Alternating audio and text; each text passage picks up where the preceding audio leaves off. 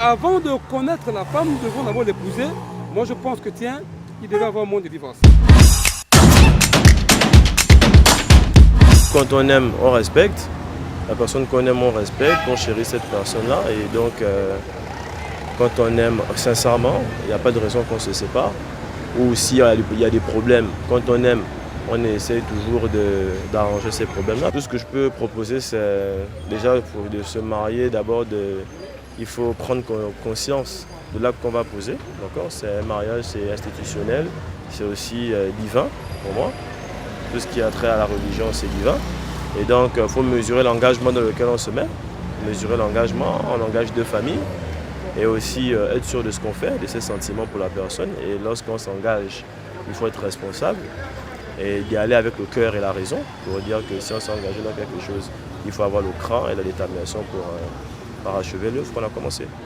Vous savez, une union qui n'est pas bâtie sur, sur la loi, selon le Seigneur, selon la Bible, selon la parole de Dieu. Hein? Ça ne peut pas tenir. Je pense que les hommes ici se marient aujourd'hui parce qu'on veut suivre les autres, parce qu'on veut suivre le matériel, pour plusieurs raisons qui ne tiennent plus sur le fondement du mariage proprement dit, selon qu'il a été initié par Dieu. L'infidélité aussi est l'une des causes principales qui amène les hommes à divorcer, l'infidélité dans le couple. Voilà, le manque de confiance. Il y a beaucoup. Donc vous voyez, moi je trouve que la solution, c'est revenir vers le Créateur, Dieu qui est l'instituteur du mariage. Lorsqu'on se marie, on ne tient pas souvent compte du côté spirituel. Parfois, on se marie avec la mauvaise personne sans savoir. On se marie avec celui qui n'était pas destiné à être son mari. À la longue, lorsqu'on a fondé une famille, à la longue, quand le temps de ce qui était le spirituel là, agit, le divorce arrive et les enfants sont que des victimes. Même les parents même sont aussi des victimes de ceux qui ne savent pas. Toute relation est fixée dès la base, dès le départ. Si au départ, toi l'homme qui est chef de famille, tu ne mets pas tes points, tu ne t'affirmes pas, tu laisses la femme prendre le dessus. À la longue, quand tu vas vouloir t'affirmer, la femme aurait déjà pris le coup, elle aurait pris le dessus, elle ne pourrait plus se laisser faire. La femme est orgueilleuse par rapport à ce que le mari a fait dès le départ. Si le mari donne sa ligne de conduite à la femme au départ, elle va suivre. Mais si tu laisses, tu montres à la femme que tu l'aimes trop. C'est vrai qu'il faut aimer, mais il ne faut pas aussi laisser.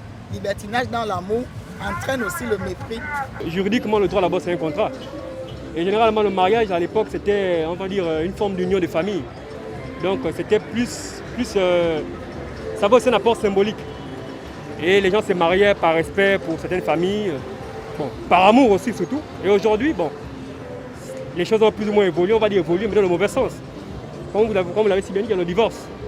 Et le divorce est souvent dû à quoi? Parce qu'il n'y a pas l'affection, il n'y a pas la réciprocité sentimentale. On se focalise plus sur le matériel que sur les ouais, justement avec l'émancipation aussi, tout ça crée ça. La femme devient de plus en plus indépendante. Donc elle est aujourd'hui libre de faire ses choix. Voilà.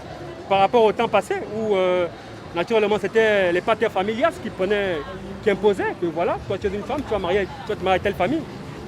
Justement ça. Donc l'émancipation de la femme aussi permet aussi à la femme de pouvoir tourner aussi le poing devant les hommes. Donc c'est un peu ça. Ça équilibre un peu les parties. Mais en principe, l'homme en tant que chef de famille, voilà, doit être celui-là qui prend les décisions. Donc le divorce aujourd'hui, c'est un aspect sociétal qu'il faut prendre en compte. Il faut aussi prendre les causes, voilà, les causes, et en tirer les conséquences.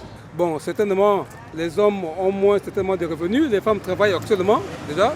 Donc les femmes travaillent, les hommes travaillent. Alors qu'à l'époque, les femmes ne travaillaient pas trop. Il n'y a pas cette liberté facilement aux femmes de travailler. Mais aujourd'hui, comme les hommes travaillent et la femme travaille, donc tout de suite, à un moment, certainement, les femmes se disent, bon, écoute, si je travaille, bon, qu'est-ce que je vais peut-être faire encore avec un homme, et ainsi de suite. Bon, voilà. Donc, il peut arriver. Donc, à un moment, c'est conscient que ça ne marche pas aujourd'hui. Mais elle va dire quoi? Elle va divorcer parce que c'est qu'elle est revenue. Mais la solution, c'est que nous avions forcé ça depuis le départ quand même. Parce que, logiquement, qu'est-ce qui devait se passer? Pour éviter Dieu nous a dit dans les Saintes Écritures, avant d'aller avec une femme, il faut d'abord qu'on l'épouse. D'accord? Moi, je pense que le problème est venu par là. Si vraiment nous avions continué dans cet aspect, c'est-à-dire que si réellement nous commençons par là, c'est-à-dire avant de connaître la femme, nous devons d'abord l'épouser, moi je pense que tiens, il devait y avoir moins de divorces. De nos jours, on retrouve les femmes qui ne sont plus soumises. Pourquoi? C'est dû à la modernité. Or, à l'époque, c'était l'ancienneté. Eux, ils respectaient les traditions. Mais de nos jours, les jeunes ne sont plus traditionnalistes. Parce que quoi? Ils sont déculturés. Donc, je pense que c'est la raison pour laquelle que les jeunes aujourd'hui ne respectent plus, surtout les femmes, ne respectent plus leur foyer. La solution, c'est que, ce que moi je peux dire, c'est qu'ils doivent respecter d'abord les principes de leur foyer. C'est-à-dire que quand ils sont en couple, il y a des principes qui se donnent dès le départ. Si ces principes sont bafoués, je ne crois pas que ça peut marcher dans le foyer.